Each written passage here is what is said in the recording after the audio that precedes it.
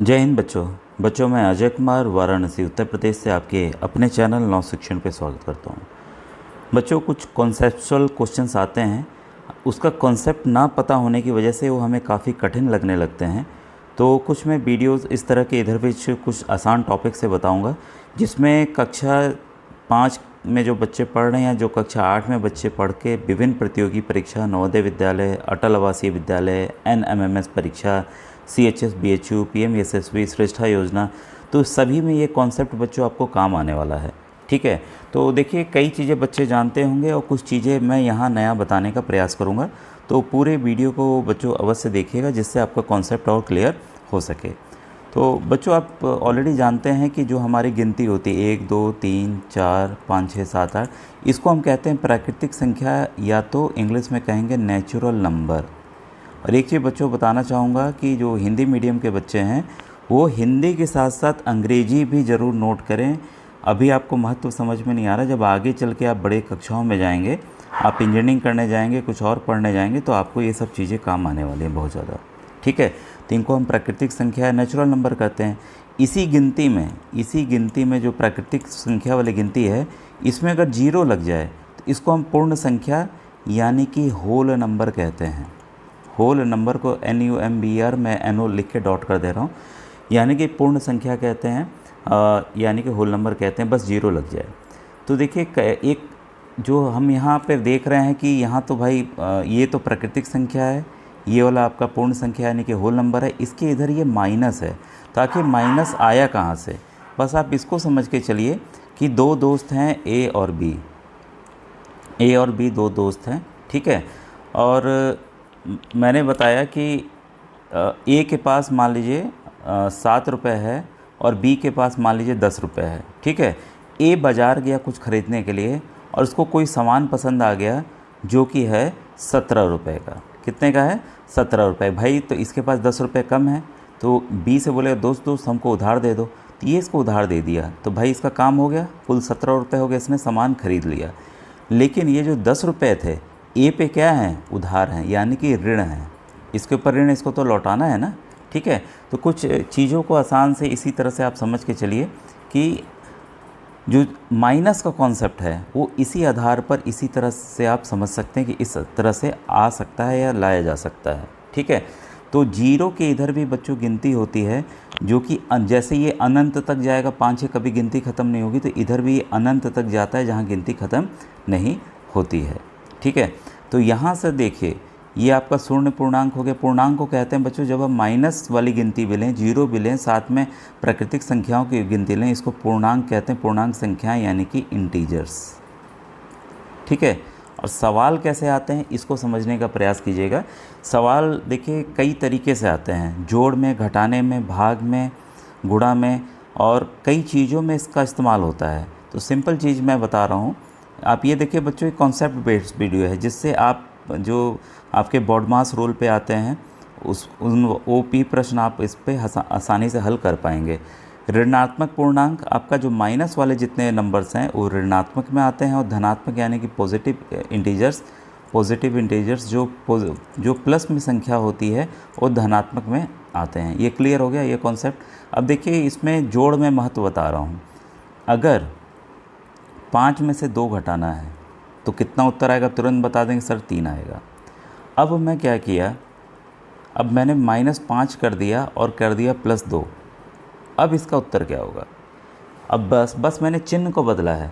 यहाँ ध्यान दीजिएगा कि किसी संख्या के आगे अगर कोई चिन्ह नहीं है तो उसके आगे हमेशा प्लस का चिन्ह होता है, ये आप ध्यान रखिएगा। ठीक है, एक चीज़ और कॉन्सेप्ट याद रखिएगा कि किन्हीं भी 2 संख्याओं के बीच में अगर घटाने का चिन्ह आ गया तो आपको घटाना ही घटाना है। ठीक है भाई, हमने 5 में से 2 घटा दिया, यहाँ पे भी घटाने का चिन्ह है, किसके आगे चिन्ह है, कौन सा चिन्ह है, ध्यान नहीं देना, घटाने का आगे तो हमें घटाना है, तो 5 में से 2 गया 3। अब बात आती है कि चिन्ह कौन सा लगेगा, प्लस लगेगा कि माइनस लगेगा।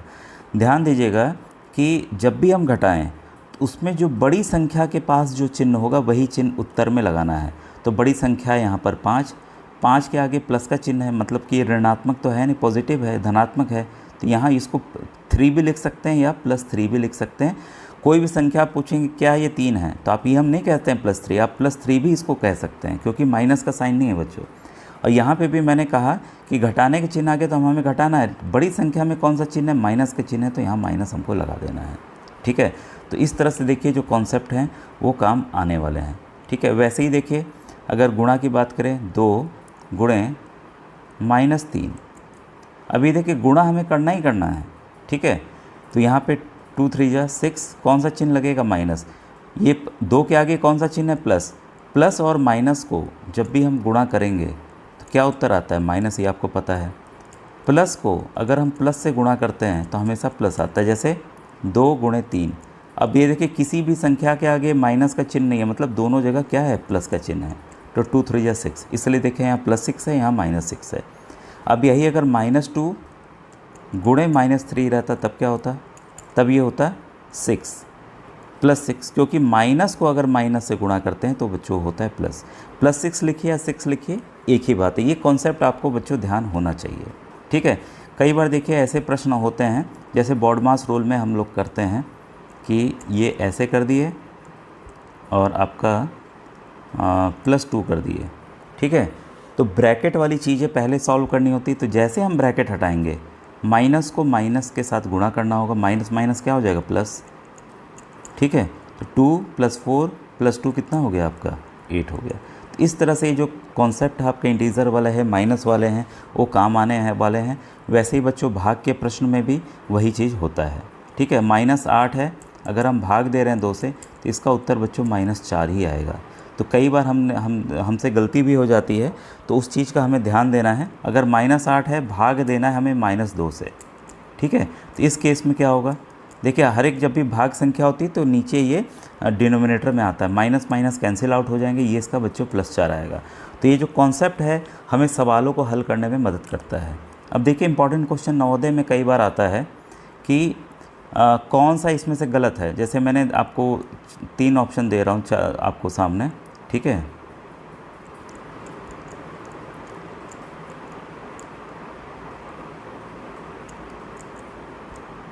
अब बताइए इसमें से कौन सा गलत है। ठीक है भाई, 5 तो बड़ा है 3 से, एकदम सही है। ठीक है, अब आप कई बच्चे सोचेंगे अरे हाँ यहाँ तो 3 है, यहाँ तो 1 है।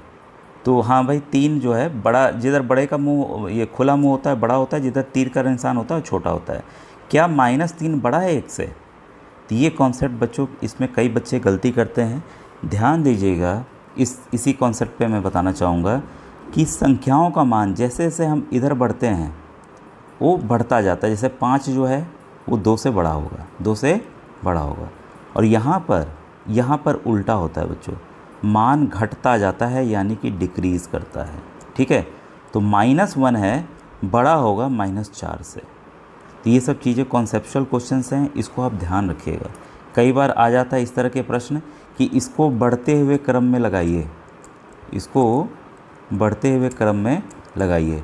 अब आप लगा लेंगे कि नहीं लगा लेंगे? तो जो कॉन्सेप्ट वाले क्वेश्चंस हैं वो इसी तरह से आएंगे, और आपको ये सिंपल कॉन्सेप्ट है, लेकिन इसी कॉन्सेप्ट के आधार पर काफ़ी सवाल जो रहते हैं बेस रहते हैं, और जिससे हमसे आसान सी गलती हो जाती है और आसान से नंबर हमारे कट भी जाते हैं। तो बच्चों उम्मीद है कि आज का वीडियो आपको काफ़ी पसंद आया होगा और समझ में भी आया होगा। इस तरह के कॉन्सेप्ट वाले अगर वीडियोज़ बनाने हैं तो आप कृपया कमेंट सेक्शन में ज़रूर कमेंट कीजिएगा, मैं समझा करके वीडियोज़ को बना दूँगा। ठीक है बच्चों, थैंक यू।